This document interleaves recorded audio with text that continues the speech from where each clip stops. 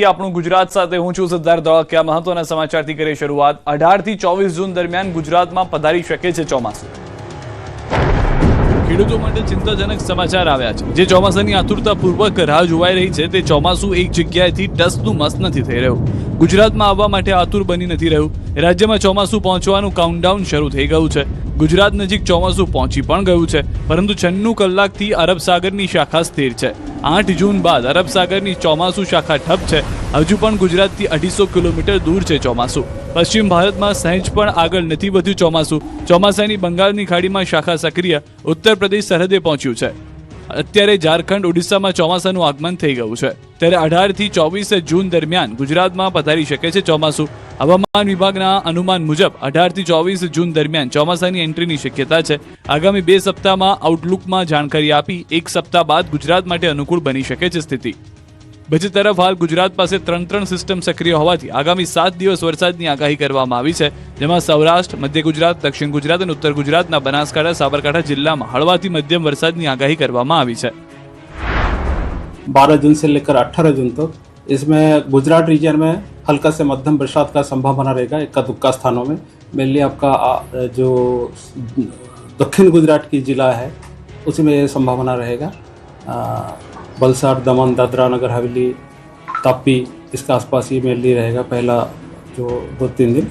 उसके आगे 16 जून से आपका जो सौराष्ट्र और कच्छ क्षेत्र है उसमें हल्का से मध्यम बरसात का संभावना रहेगा। બીજી તરફ ચિંતાજનક વાત એ છે કે આ વર્ષે વરસાદમાં જોવા મળશે ઘટ। દેશમાં 20 થી 30% ઓછો પડી શકે છે વરસાદ।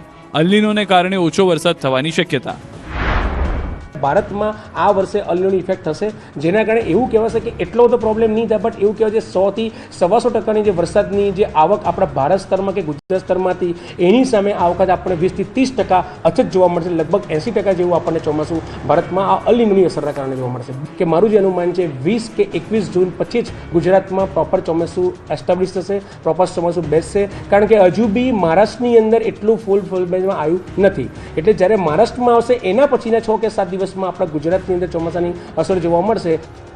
અલ્નીનોને લઈને સ્કાયમેટની આગાહી। સ્કાયમેટના વૈજ્ઞાનિક મહેશ પલાવતનું અનુમાન જુલાઈ થઈ શકે છે અલ્નીનોની અસર। જુલાઈથી અલ્નીનોની અસર જોવા મળી શકે છે। વરસાદ થશે પરંતુ વચ્ચે વચ્ચે પવન ફૂંકાઈ શકે। ગુજરાતમાં ચોમાસું થોડું નબળું રહી શકે છે। મજબૂત અલ્નીનોની સંભાવના છે તેવું પણ કહેવામાં આવ્યું છે। આગાહીકાર જયપ્રકાશ માઢકની પણ આગાહી છે। 17 થી 21 જૂન દરમિયાન સારા વરસાદની આગાહી છે। દક્ષિણ ગુજરાત અને સૌરાષ્ટ્રમાં સારા વરસાદની આગાહી છે। 1-2 દિવસમાં ચોમાસું આગળ વધશે। જળ રાશિ કર્કમાં રાશિમાં ચંદ્ર, શુક્ર અને ગુરુ છે। 15-16 સુધી પ્રી મોન્સૂન એક્ટિવિટી જોવા મળશે। વાવથરાદના કુવાણામાં ધોળા દિવસે હત્યા, 3 હત્યારાઓ ફરાર। આ દ્રશ્યો એ વાતની સાબિતી છે કે રાજ્યમાં કાયદો અને વ્યવસ્થાના સંપૂર્ણપણે લીરે લીરા ઉડી ગયા છે। મોઢા પર રૂમાલ બાંધીને આવેલા નરાધમોએ ગણતરીની સેકન્ડમાં સિસ્ટમના લીરે લીરા ઉડાડી દીધા। સીસીટીવીમાં કેદ થયેલા લોહિયાળ ખેલ લાખણીના કુવાણા ગામના છે। વાવથરાદ પંથકના લાખણી નજીક આવેલા કુવાણા ગામમાં ધોળા દિવસે એક ઘાતકી હત્યાથી હાહાકાર મચી ગયો। ગુનેગારો બેખોફ હોય તે રીતે કુવાણા ગામની એક દુકાને ત્રાટક્યા। કાયદાનો કોઈ જ ડર ન હોય તેમ મોઢા પર રૂમાલ બાંધીને આવેલા 3 હુમલાખોરો ત્રાટકે છે। ગણતરીની પળોમાં જ આ શખ્સો ધારદાર હથિયારના ઉપરાછાપરી ઘા ઝીકીને એક યુવકની નિર્મમ હત્યા કરી નાખે છે અને ત્યાંથી ફરાર થઈ જાય છે। દ્રશ્યમાં જોઈ શકાય છે કે બેફામ બનેલા શખ્સો જાણે જંગના મેદાનમાં ઉતરી આવ્યા હોય તેમ એક દુકાનમાં શખ્સ પર તૂટી પડે છે। દુકાનની અંદર ભાગી ગયેલા યુવાનોને પકડીને પહેલા મારે છે, પરંતુ ધારદાર હથિયારો સાથે ખૂની ખેલ પણ ખેલે છે।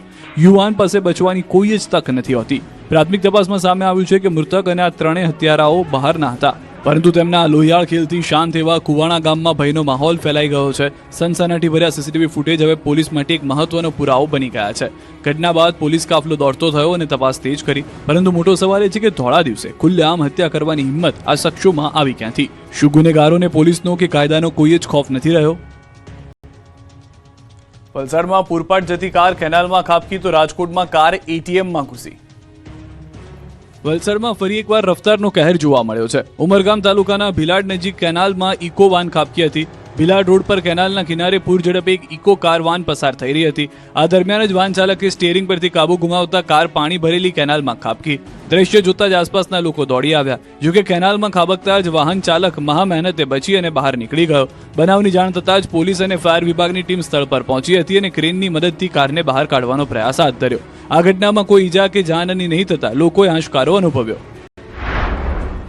આ તરફ રાજકોટમાં પણ કાર ચાલકનો આતંક સામે આવ્યો. માતેલા સાંજની માફક પૂરપાટ આવતો કાર ચાલક સીધો જ એટીએમમાં ઘૂસી ગયો અને મચી ગઈ અફરાતફરી. શહેરના રૈયા રોડના બાપા સીતારામ ચોક પાસે બેકાબુ બનેલી કાર એટીએમમાં ઘૂસી હતી.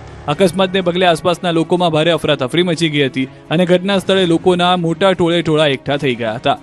રૈયા રોડ પરથી પસાર થઈ રહેલા કારના ચાલકે અચાનક જ કોઈ કારણોસર સ્ટીયરિંગ પરથી પોતાનો કાબુ ગુમાવતા એક બેંકના એટીએમ સેન્ટરના કાચ તોડીને સીધી અંદર ઘૂસી ગઈ હતી. આ અકસ્માત એટલો જોરદાર હતો કે એટીએમની કેબિનને મોટું નુકસાન પહોંચ્યું હતું. આ ઉપરાંત આ બેકાબુ કારે ત્યાં પાર્ક કરેલા એક દ્વિચક્રી વાહનને પણ કચડી નાખ્યું હતું અને અન્ય વાહનોને અડફેટે લીધા હતા. કચ્છથી સમાચાર. ભુજના માધાપરમાં ગંભીર અકસ્માતના સીસીટીવી ફૂટેજ આવ્યા સામે. ગાયત્રી મંદિર રોડ પર ટ્રક નીચે આવી 15 વર્ષીય કિશોરનું મોત. આદર્શ અશોકભાઈ રાવલને ગંભીર ઇજાઓ પહોંચતા મોત નીપજ્યું. ઘટનાથી પરિવાર શોકમાં ગરકાવ. વિસ્તારમાં રેલાટી ફેલાય. આડેધડ પાર્કિંગ અને બેફામ ડ્રાઇવિંગ અકસ્માતનું કારણ હોવાના આક્ષેપ. ગામમાં ભારે વાહનોના પ્રવેશ સામે સ્થાનિકોમાં ઉઠ્યા સવાલ. સતત અકસ્માતોથી રોષ, કડક કાર્યવાહી અને ટ્રાફિક સુધારાની માંગ ઉઠી. આ તરફ વાપીનું ભંગારનું ગોડાઉન ભડકે વળ્યું. વાપીના છેવાડે આવેલા કરવડમાં ભંગારના ગોડાઉનમાં આગ લાગી હતી. શરૂઆતમાં એક ગોડાઉનમાં આગ લાગતા અંદર મોટી માત્રામાં કેમિકલ અને પ્લાસ્ટિક સહિત અન્ય જ્વલનશીલ પદાર્થોનો ભંગાર મોટી માત્રામાં સંગ્રહ કરેલો હોવાથી થોડી જ વારમાં આગે વિકરાળ સ્વરૂપ ધારણ કર્યું હતું અને ગોડાઉનમાં લાગેલી આગે આસપાસના અન્ય 3 ગોડાઉનને પણ ઝપેટમાં લીધા હતા. આથી એક સાથે 4 ભંગારના ગોડાઉન ભડકે બળતા આસપાસના વિસ્તારમાં દોડધામ મચી ગઈ હતી. બનાવની જાણ થતાં જ પોલીસ અને ફાયર બ્રિગેડની ટીમ તાત્કાલિક સ્થળ પર પહોંચી હતી અને આગ પર કાબુ મેળવવા પ્રયાસ હાથ ધરવામાં આવ્યા હતા. જો કે ગોડાઉનોમાં મોટી માત્રામાં ભંગાર સંગ્રહ કરેલો હોવાથી ફાયર બ્રિગેડની 4 થી વધુ ટીમોએ આગ પર કાબુ મેળવવા ભારે જહેમત ઉઠાવી હતી. આ ઘટનામાં કોઈ ઈજા કે જાનહાની થઈ ન હતી. આથી લોકોએ હાશકારો અનુભવ્યો હતો, પરંતુ આગ લાગવાનું કારણ હજી સુધી જાણી શકાયું નથી. સુરતના ભૂતિયા દબાણને લઈને કોંગ્રેસે ફરી મચાવ્યો હંગામો. તો મીડિયા સાથે ગેરવર્તણૂક કરનાર લાલગેટના પીએસઆઈની બદલી. સુરતના નાસિરનગરમાં ભૂતિયા ડિમોલિશનને 15 દિવસ થઈ ગયા છતાં મનપાના અધિકારીઓને ખબર નથી કે કોણ દબાણ હટાવી ગયું. પાલિકાના 3 અધિકારીઓના 3 અલગ અલગ નિવેદનોને લઈને ભારે હોબાળો મચી ગયો. તપાસ કમિટી બનાવ્યાને પણ 70 કલાકથી વધુનો સમય વીતી ગયો, પણ તપાસનો ખેલ થઈ રહ્યો છે. હજુ સુધી જવાબદારો સામે કોઈ પગલાં લેવાયા નથી, જેથી સ્થાનિકો અને કોંગ્રેસમાં રોષ ફાટી નીકળ્યો. નાસિરનગર ખાતે કોંગ્રેસે વિરોધ પ્રદર્શન કર્યું. મોટી સંખ્યામાં લોકોએ જોડાઈને હલ્લાબોલ કર્યો. કોઈ અનિચ્છનીય બનાવ ન બને તેને લઈને ચુસ્ત પોલીસ બંદોબસ્ત ગોઠવી દેવાયો. નાસિરનગરમાં જ્યારે કોંગ્રેસ દ્વારા વિરોધ કરવામાં આવી રહ્યો હતો, ત્યારે નાસિરનગરના રહેવાસી શહેનાઝ નામના 60 વર્ષના મહિલાને ચક્કર આવી જતા તાત્કાલિક 108 બોલાવવામાં આવી અને તેમને પ્રાથમિક સારવાર માટે હોસ્પિટલ ખસેડવામાં આવ્યા. તો ગઈકાલે મીડિયા સાથે ગેરવર્તણૂક કરનાર લાલગેટના પીએસઆઈની બદલી કરી દેવામાં આવી છે. એસએ અંસારી ટ્રાફિક વિભાગમાં બદલી કરાઈ છે. આ તરફ ડિમોલિશનની બાજુની જગ્યાના બાંધકામનો વિવાદ સામે આવ્યો છે. બાંધકામને લઈને મનપાએ 7 દિવસ પહેલા આપી હતી નોટિસ. બાંધકામની મંજૂરી સાથે રજા ચિઠ્ઠી ન હોવાથી બાંધકામ અટકાવવા આપ્યા હતા આદેશ. નોટિસ બાદ પણ બિલ્ડરે બાંધકામ યથાવત રાખ્યું. આ બાજુ જાણે મહાનગરપાલિકાને મશીન ભાડે અપાવ્યા હતા તે તેજુ રાજપૂત પણ ભૂગર્ભમાં ઉતરી ગયો છે. શ્રીરામ એજન્સીનો માલિક છે તેજુ રાજપૂત. ડિમોલિશન માટેના મશીન અને જેસીબી ભૂતિયા ડિમોલિશન માટે તેણે જ મંગાવી આપ્યા હતા. તેજુ રાજપૂતે મોહસિન ફ્રૂટવાળા પાસે જેસીબી મંગાવ્યા. લોકોના ઘર તોડી તે પોતે આલીશાન મકાનમાં રહે છે. રાજકોટમાં ફરી ચાલશે દાદાનું બુલડોઝર. 70 ઝૂંપડા 15 દિવસમાં ખાલી કરવા નોટિસ. રાજકોટમાં ફરી એકવાર દાદાનું બુલડોઝર ફરી શકે છે. રાજકોટ મહાનગરપાલિકાએ અમીન માર્ગ પર આવેલા હિંગળાજનગરના રહીશોને નોટિસ ફટકારી છે અને 70 જેટલા પરિવારોને 15 દિવસમાં ઝૂંપડા ખાલી કરી દેવા સૂચના આપી છે. ઉપરાંત જમીન ખાલી કરાવવા મનપાએ વિજિલન્સ વિભાગની હાજરીમાં ડીમાર્કેશનની કામગીરી પણ હાથ ધરી છે. દાવો છે કે જે